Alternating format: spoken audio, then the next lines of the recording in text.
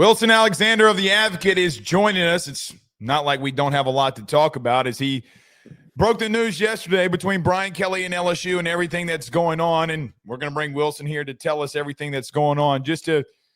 Wilson, I guess to kind of start this whole thing off, I'm just going to ask you, if you don't mind, can you give us a brief overview between the battle between LSU and Brian Kelly so we set a foundation of what's going on here? I know that I read your article. A lot of people did.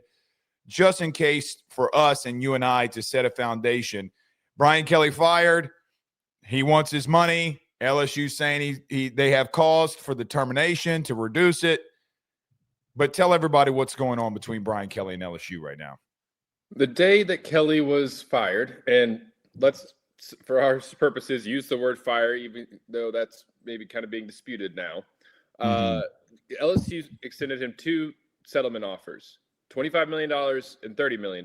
Those were lump sum payments, something that he would get in advance instead of, doled out throughout the course of the rest of his contract as it would be now. And it would also release him of the duty to mitigate clause in his contract. Basically, everybody sort of wipes their hands and walks away. He rejected both of those offers, and LSU negotiations continued over the past few weeks. They came to a head yesterday because Brian Kelly's attorney sent a letter November 5th to John Carmouche, a member of the LSU board and the chair of the athletics committee, and now LSU AD Verge Ausberry. In that letter, they said that they were setting a deadline that by 5 p.m. Monday, they wanted written confirmation that LSU was going to, quote, fulfill its contractual obligations, end quote, to pay him the full sum and establish that this was a firing without cause. LSU did not do that. They had a call yesterday, and within that call, according to this lawsuit that was filed a few hours later, LSU's representatives, who were unnamed, said to Brian Kelly's lawyers that they have taken the position that he was never fully terminated or formally terminated, and that they believe that he could be fired for cause, which is a pretty big accusation to allege, and is going to be difficult to actually do. But that is sort of, I think kind of a negotiation tactic. To bring Brian Kelly to the table and to get him to agree to a reduced settlement. LSU seems, from what I understand, is in really no rush here because they're just continuing to pay him monthly anyway. But Brian Kelly and his attorneys are kind of trying to push this forward and get it now established by the court that he was fired without cause, in which case he would then be entitled to his full buyout. And LSU is not wanting to do that yet because it wants to be able to try to negotiate this settlement and get him to a lower number than that $54 million. All right. I'm going to ask questions here, and I don't like for you or me to be in the rumor game. You're not in the business of rumors. I'm not in the business of rumors. However, the way that I see this is you don't say that you have cause if some of these rumors of golf, beach, marital affair is not something that you aren't going to put in here. I mean, unless there's something that we don't know, Wilson, that's completely plausible. Is now this shedding light, in your opinion, from maybe even some things that you hear that they're going in that direction and maybe some of these rumors weren't false, that they actually were true? I don't want to say definitively for sure because we need to see what LSU is going to do now. You've been pushed into a corner a little bit, and it has come out that you have this belief that you have grounds for a firing with cause. And now LSU is going to need to back up that threat, basically, and put its money where its mouth is. And if it doesn't, then the court will just very easily decide that Brian Kelly was fired without cause and that he's owed the full $54 million. Then maybe they can continue to negotiate, but it will at least have been established that that was done in that way. The thing about a firing for cause, difficult to prove without documentation. And so, what does LSU have? I don't know.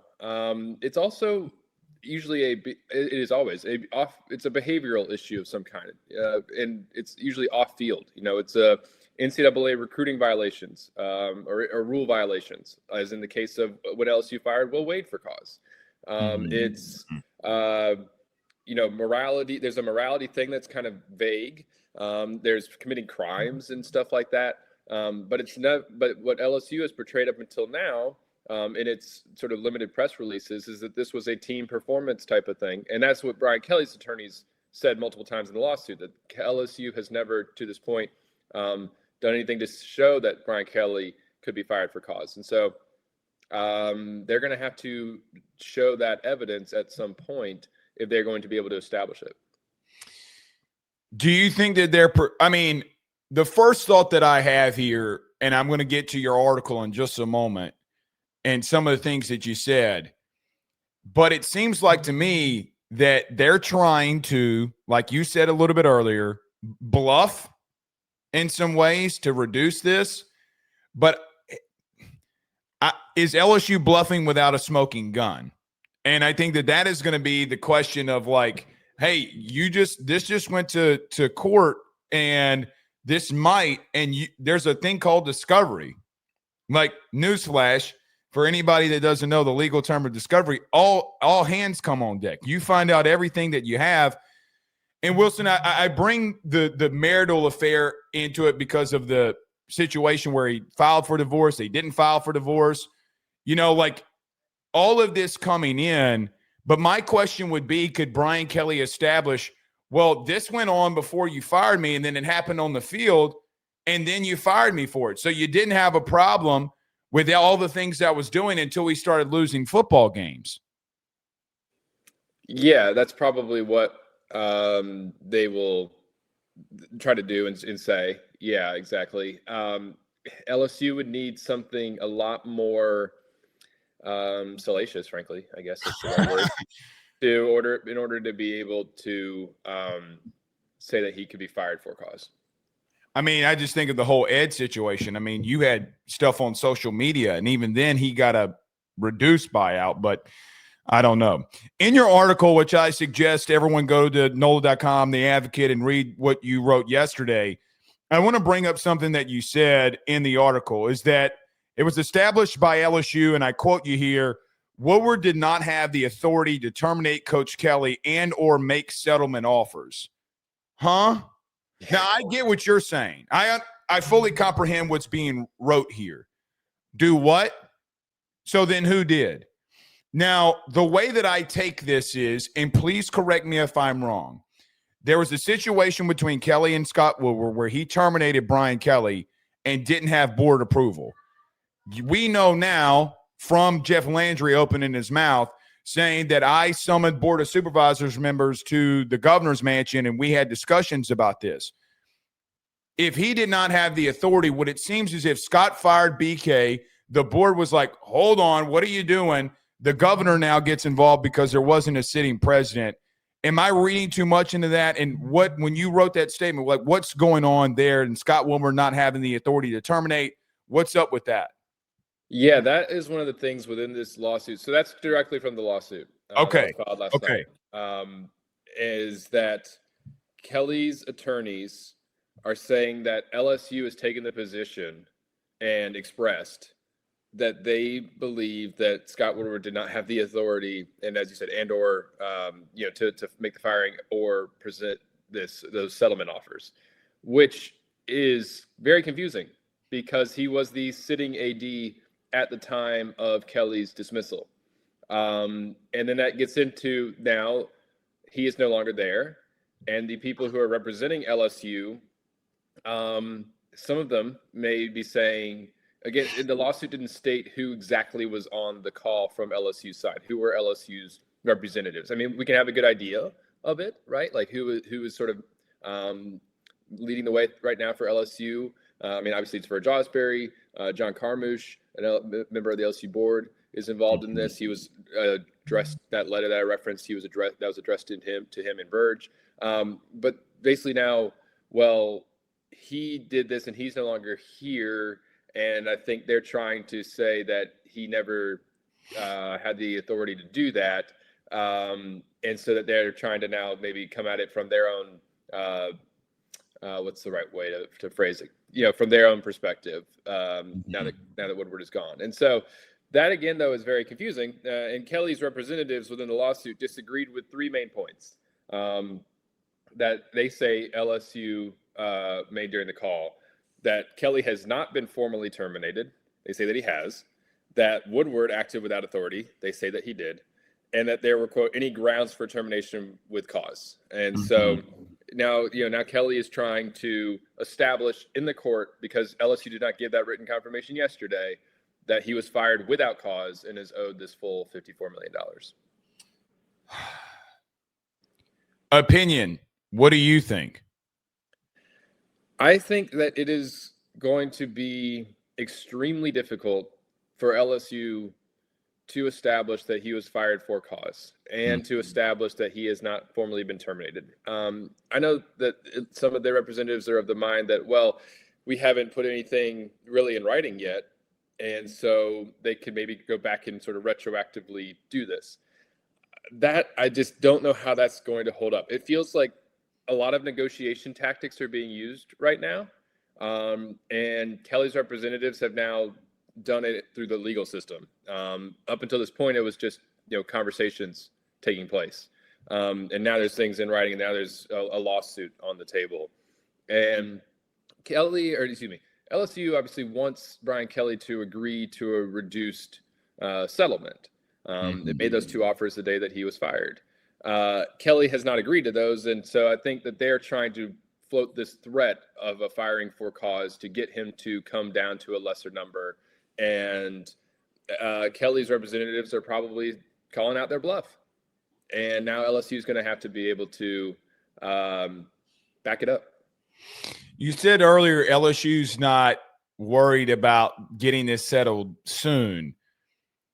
Why? Do you what would be the play there for them?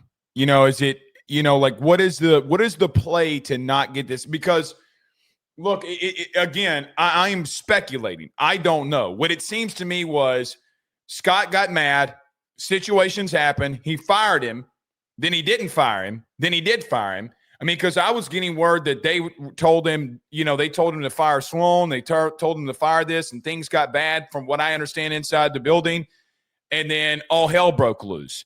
So I guess I wonder, could LSU establish that Woodward's got to get president and board approval?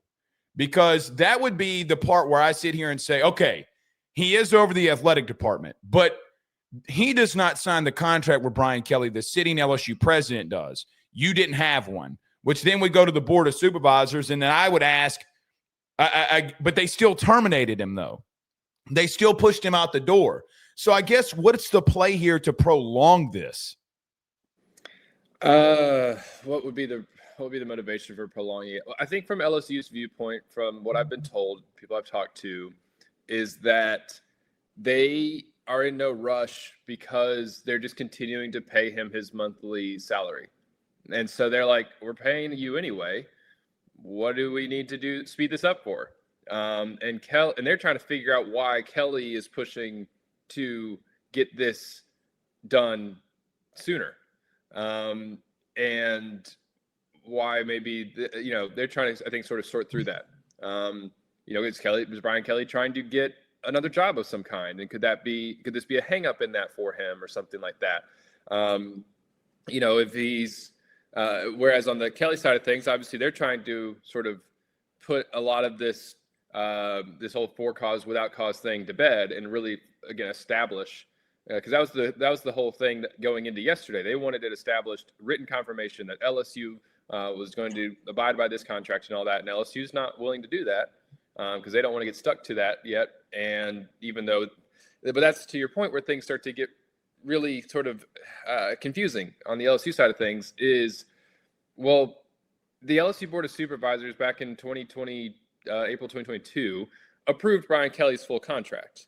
And obviously, Scott Woodward is, in his position as athletic director, is given the authority to make these sorts of decisions. Whether or not he ran it up the flagpole in a manner in which they liked, as the athletic director, I don't see how you would be able to prove that he can't do those things. So I think LSU is trying to drag this out for for those reasons, to maybe sort of, it's kind of its negotiation tactic here, like be able to pull things along slowly when Kelly maybe wants them to happen faster.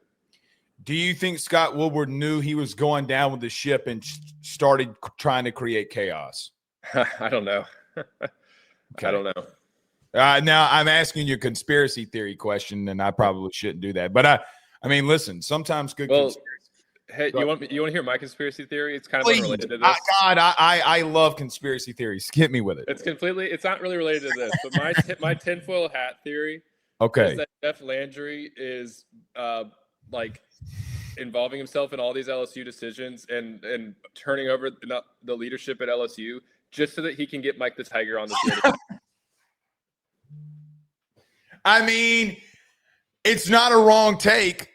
I mean, he already got Omar. I mean, Garfield's not as fat as Omar the Tiger was. You know what I mean? Like, I mean, it all goes back to Omar. It all does go back to Omar. But you do establish a pattern here in reference to this and kind of just, you know, I guess in your opinion, with the things that you know and then just opinion. And, you know, our job is very interesting because we have to take what we hear versus our opinion on the situation and sometimes combine them. And it's a very difficult task to do. Is all of this chaos really hurting this? What is the truth of the matter, this coaching search? Because, Wilson, here's something I do hear. Like, me and my son were at the LSU Southeastern baseball game a couple of days ago. And I'm hearing people from LSU who probably shouldn't have been saying some things out loud that, well, it's not going the way that we needed it to go right now. And so I asked the question, like, is all of this chaos turning people away from what is a really good institution and university, especially when it comes to football? It could be. I mean, I think back to Verge Ausberry's interview on 104.5 with Matt Moscona. You know, I guess time has blended together, but whenever that was, where he said that it was good that LSU was getting this president in place because people had questions about the leadership there during this process. I mean, Verge came out and said that.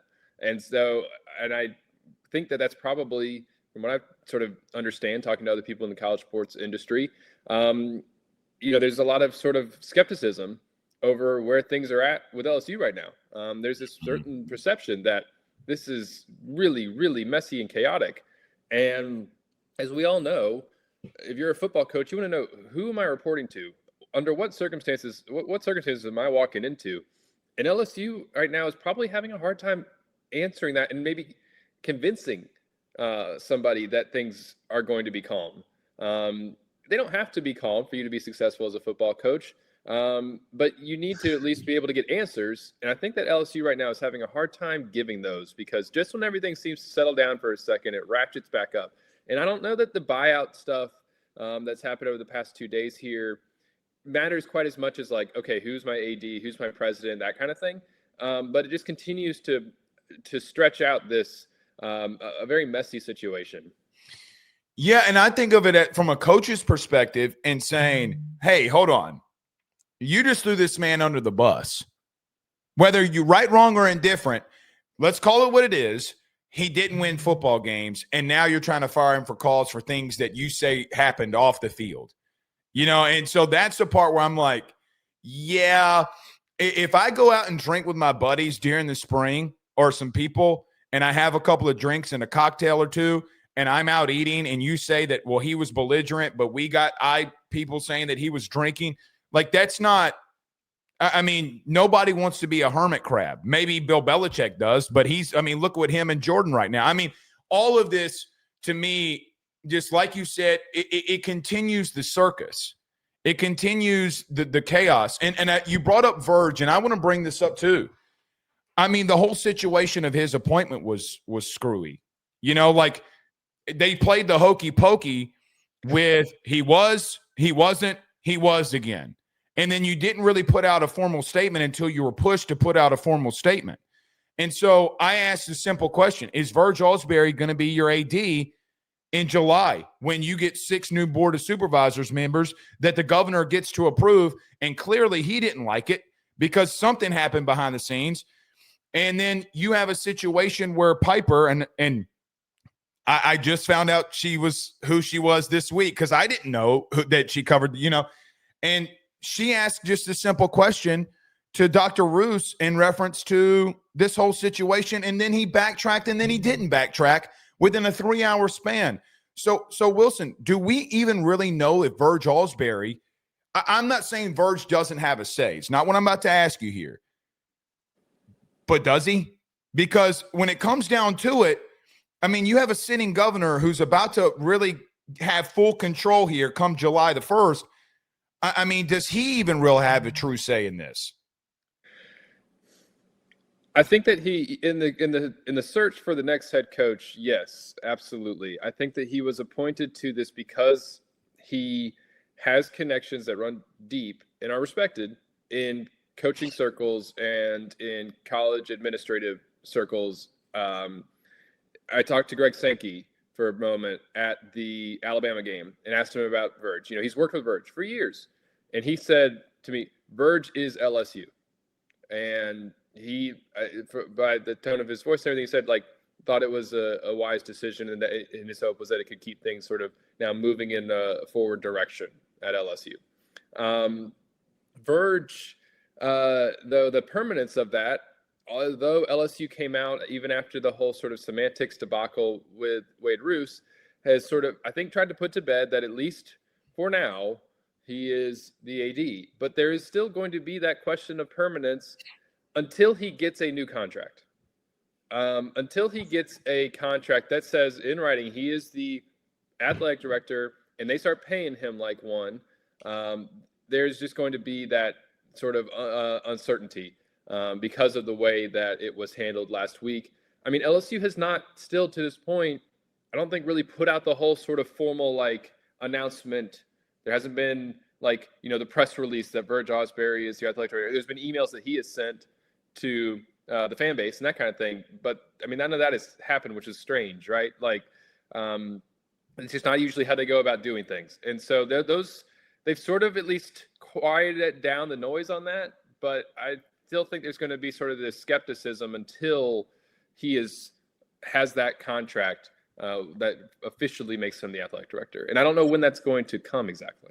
Well, and I'm with you on that. If I'm a head coach, I'm saying, hey, until you do what you just brought up, I'm not buying that he's the athletic director. And I like Verge. And I'm not, look, people, this is because that's what I just asked you is going to get misconstrued on, oh, Blake doesn't like Verge. That's not what I'm saying. I'm just bringing up the point of what's the actual truth? Because is he going to be my boss or is he not going to be my boss? And by the way, you have a sitting men's basketball coach. You have a sitting baseball coach.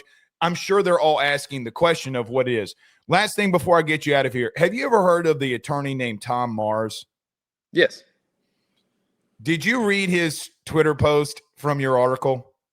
Not yet. LSU, and I quote, LSU is going to have, I'm pretty sure it was yours because I saw his quote tweet when I woke up. Now it was 6:12 in the morning when I woke up. So maybe it wasn't yours. I'm pretty sure it was. He said LSU is going to have a really tough time proving this to your point. He has defended multiple people and coaches when it's come to cause. Wilson, I mean, you're just creating more issues, right? I mean, that's where we're basically at. Basically, I mean, LSU is you're creating more issues. Yeah, kind of. I mean, Brian Kelly, again, I sort of come back to Brian Kelly has now sort of called LSU's bluff, pushed it into a corner. It's like, all right, what are you going to do now? What are you going to, you say you have this, show it. Because they probably think that they don't have it. And so we're just going to have to kind of see now, does LSU actually have a case for this? Nothing in the lawsuit filing, because LSU's attorneys, I assume, did not tell Brian Kelly's representatives why they think they have a case for firing with cause. Nothing in the lawsuit explained the reasons for it, what they would have. And so that's what we really got to kind of find out now and look for now is what is LSU's case here? What is it going to build against Brian Kelly? Or is it going to now maybe come to offer a reduced settlement offer that Kelly prefers? That could, because all this is part of these negotiations that are still ongoing. I think of the great Bayou theologian Ed Orgeron when he said 17 million. What door you want me out of and what time? If it's 17 is a little different than 54, huh? It is. Well, people were debating in the chat last night about, compounding interest and 10% annually. And I'm like, I get that, but 54 million is bigger than 25. Like you're literally doubling. So we'll see. All right, Wilson Alexander from The Advocate.